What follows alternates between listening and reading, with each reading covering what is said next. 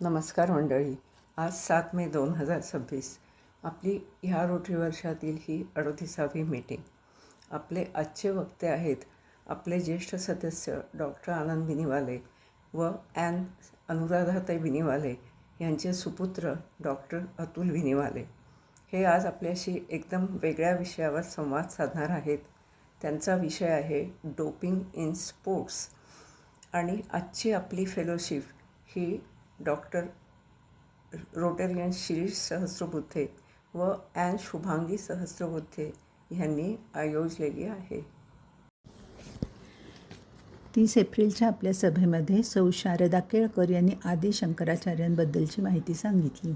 सौ शारदा केळकर यांनी वेद, पुराणे, अध्यात्म याचा अभ्यास केला आहे. दरवर्षी वैशाख शुद्ध पंचमीला आदी शंकराचार्यांची जयंती साजरी होते. त्याला आचार्य जयंती असे म्हणतात. यंदा त्यांची 1238वी जयंती होती. प्रखर बुद्धिमत्तेच्या शंकराचार्यांचा जन्म केरळमध्ये झाला. स्वतःच्या पित्याकडून त्यांनी अवघ्या 3ऱ्या वर्षी पुराण, महाभारत आदी ग्रंथांच्या अभ्यासात प्रावीण्य मिळवले. दुर्दैवाने त्यांच्या पित्याचे छत्र अकालीच हरपले. प्रखर बुद्धिमत्तेच्या या बालकाच्या आयुष्याला योग्य दिशा मिळावी म्हणून त्यांच्या आईने त्यांची 5व्या वर्षीच मुंज करून त्यांना पुढच्या अभ्यासासाठी गुरुकुलात पाठवले. तेथे 8-9 वर्षाचे असतानाच त्यांचे तेथील शिक्षण पूर्ण झाले. त्या गुरूंच्या आज्ञेप्रमाणे मग ते पुढील शिक्षणासाठी नर्मदातीरी गेले, अभ्यास केला. नंतरही काही गुरूंकडून त्यांनी ज्ञान प्राप्त करून घेतले. गुरूंच्या आज्ञेप्रमाणे त्यांनी संपूर्ण भारतभर यात्रा केली. हिंदू समाजाला योग्य मार्ग दाखवण्याचे कार्य गुरूंनी त्यांच्यावर सोपवले. या कार्याची सुरुवात त्यांनी वाराणसीहून केली. त्या काळी हिंदू समाज वेगळ्या वेगळ्या 77 पंथात विभागला गेला होता. तर त्यांनी काही समान सूत्रे दिली. त्यात पंचायतन पूजा ही फार मोलाची देणगी आहे. सर्व देव हे एकाच तत्वाची भिन्न रूपे आहेत. प्रत्येकाला स्वतःला भावेल त्या रूपाची पूजा करण्याचे स्वातंत्र्य हिंदू धर्माने दिले आहे. प्रत्येकाने आपले आराध्य दैवतमध्ये ठेवून उरलेली 4 रूपे भोवती मांडावीत आणि पूजा करावी. कर्मकांडावर सुद्धा त्यांनी समाज प्रबोधन केले. कर्मकांड ही सुरुवात आहे, निर्गुणापाशी पोचण्याची शिडी आहे.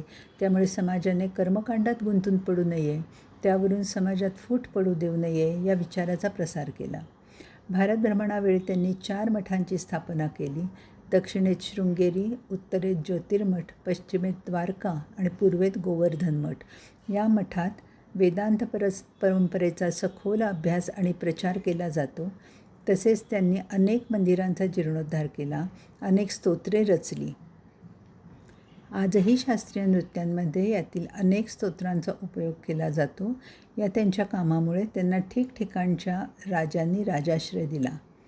आजच्या पाकव्याप्त काश्मीरमध्ये नीलम नदीच्या काठी सर्वज्ञ पीठ आहे. ते सर्वोच्च मानले जाते. त्या पीठावर निवड होण्यासाठी अनेक विद्वान आणि पंडितांच्या परीक्षांना सामोरे जावे लागते. ते सर्व पार पाडून ते सर्वज्ञ पीठावर आरूढ झाले. नंतर मात्र ते ध्यान, उपासना यात मग्न झाले. हिमालयात भ्रमणासाठी गेले. नंतर ते कोणालाच दिसले नाहीत, पण त्यांच्या प्रचंड कार्याच्या रूपाने ते आजही आपल्यात आहेत. हिंदू धर्मासाठी, देशासाठी अलौकिक कार्य करणाऱ्या आदी शंकराचार्यांची सौ शारदा केळकर यांनी सखोल माहिती दिली. मंडळी, असे आहेत आपले पुढील 2 कार्यक्रम. पुढील गुरुवार 14 मे रोजी आपली फेलोशिप टीम पुरुषांसाठी एक नाविन्यपूर्ण आणि मजेदार स्पर्धा आयोजित करत आहे. नाव आहे आम्ही बल्लवाचार्य. त्या पुढील गुरुवार म्हणजे 21 मे रोजी आपण नव्याने आपल्या क्लबचे सदस्य झालेल्या सभासदांची मुलाखतीद्वारे अजून छान ओळख करून घेणार आहोत. वाढदिवस शुभेच्छा. 9 मे अनघा तलाठी हिचा वाढदिवस. 13 मे संदीप गोरे यांचा वाढदिवस. या दोघांना क्लबकडून वाढदिवसाच्या मनपूर्वक शुभेच्छा.